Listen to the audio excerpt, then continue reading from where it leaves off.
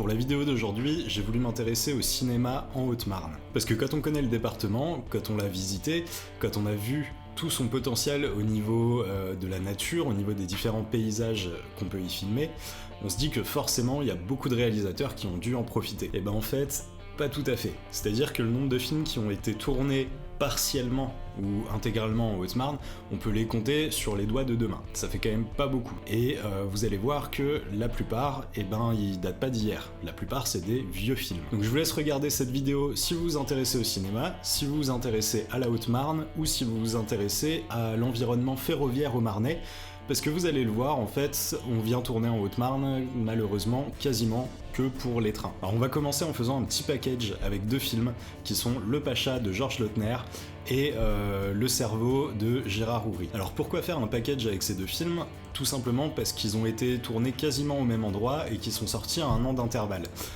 Le Pacha est sorti en 1968 et Le Cerveau en 1969. Et les deux ont une scène qui a été tournée aux environs du viaduc de Chaumont, carrément sur le viaduc. Alors c'est des scènes qui sont très connues, la scène, je pense à la scène du Cerveau sur le viaduc justement avec le train qui est très connu en Haute-Marne et par les Chaumontais. Mais en tout cas, tout à l'heure je vous ai dit que si vous aimiez les trains, vous alliez être servi.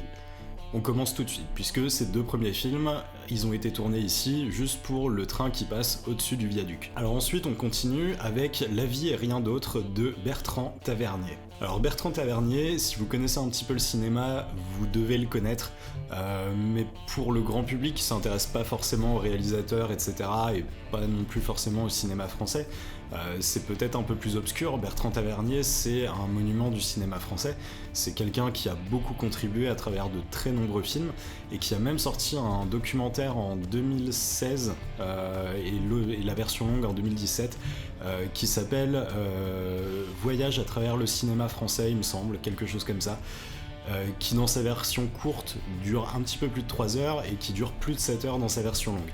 Mais par contre, c'est extrêmement complet, c'est fait par quelqu'un qui est vraiment amoureux du cinéma français, et c'est quelque chose que vous devez voir si vous voulez connaître un petit peu mieux le cinéma français et l'entendre compter. En tout cas, pour en revenir à La vie et rien d'autre, c'est un film qui est sorti en 1989, qui est un film historique. Ce film, il a été tourné dans 3 lieux haut-marnais différents, que sont Épizon, Tonnance-les-Moulins et Dommartin-le-Franc. Et c'est un film que j'avais pas vu avant de faire cette vidéo, du coup je l'ai regardé par curiosité. Faut connaître pour reconnaître la Haute-Marne, hein, bien sûr, c'est pas évident, c'est pas marqué en gros, mais par contre c'est un très bon film que je vous conseille. C'est pas le film du siècle, mais ça a le mérite d'être un bon film tourné en Haute-Marne, et ça c'est cool. Alors avant de passer au dernier, juste un petit clin d'œil on a retrouvé la 7ème compagnie, que pour le coup vous connaissez forcément, qui a été tournée un petit peu partout en France, mais avec une scène, en tout cas une séquence qui a été tournée en Haute-Marne, et qui est une séquence autour des voies de chemin de fer. On y revient encore.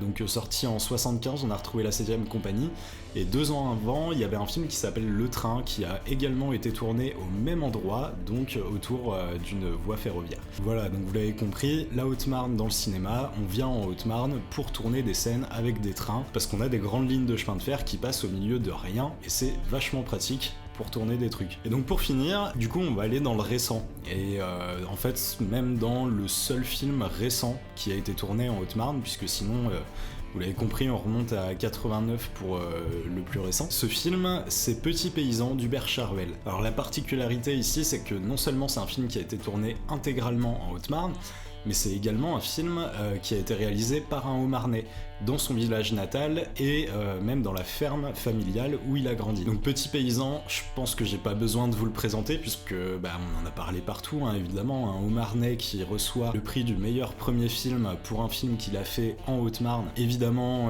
tous les Haut-Marnais sont au courant. Vous l'avez peut-être pas encore vu, je pense que c'est un film qu'il faut voir. Je l'ai dit dans une vidéo précédente, j'ai détesté ce film, mais c'est pas pour ça que c'est pas un bon film et qu'il faut pas le voir. C'est quelque chose qui m'est personnel à moi, c'est pas le cinéma qui me touche, mais c'est quand même un bon film objectivement qu'il faut voir. Quand on a la chance d'avoir un porte-étendard haut-marnais dans le monde du cinéma, autant en profiter et le soutenir en regardant son film. Donc en plus en le regardant si possible légalement. Et alors en fait, pour être sincère, Quand j'ai eu l'idée de faire cette vidéo pour parler des films tournés en Haute-Marne, je m'attendais à trouver beaucoup plus de choses. Parce que, comme je le disais au début de la vidéo, on connaît ce département, on connaît ses paysages, on connaît son potentiel. Mais finalement, il y a très peu de films qui ont été tournés ici. Et c'est à la fois très malheureux, très frustrant, et ça donne envie de se poser les questions de pourquoi.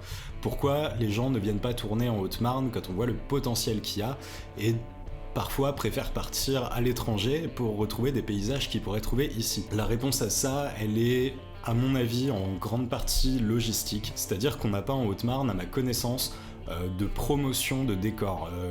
Les tournages de cinéma, ça se fait en partie comme ça. Il y a des loueurs ou des structures sur des territoires qui ont des catalogues de décors. Ça peut être des décors intérieurs avec des maisons à louer pour 500 € par jour de tournage, et ça peut être des décors naturels qui du coup peuvent être alloués si c'est privé ou pas du tout si c'est public. Et en fait, on n'a pas du tout ces supports-là en Haute-Marne, donc déjà c'est un premier frein pour venir tourner en Haute-Marne.